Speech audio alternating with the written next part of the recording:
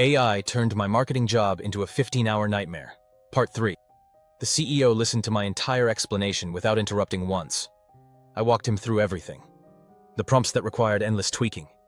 The AI drafts that had to be rewritten line by line. The campaigns that looked efficient on paper but actually required hours of hidden labor. I even showed him examples.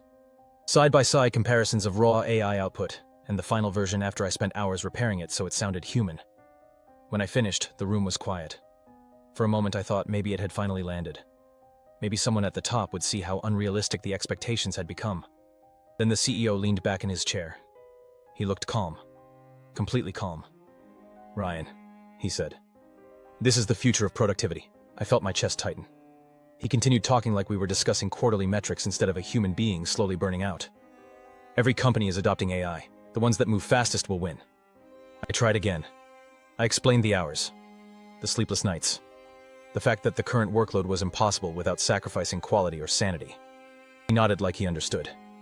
Then he said the sentence that ended everything for me. "If anything, we should be pushing harder, pushing harder." According to him, the workload wasn't unrealistic. The problem was that we simply needed to scale faster. More clients, more campaigns, more output. Because we had AI. In that moment, something inside me just switched off. I realized there was no misunderstanding, no communication gap, no hidden solution waiting around the corner.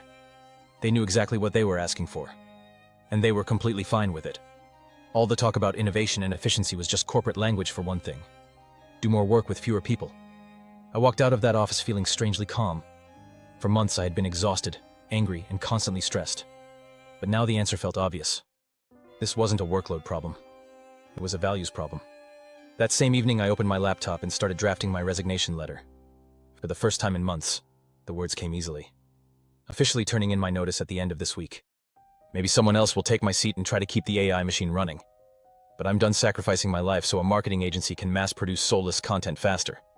Sometimes the real lesson isn't learning how to survive a toxic system. Sometimes the lesson is realizing when it's time to walk away.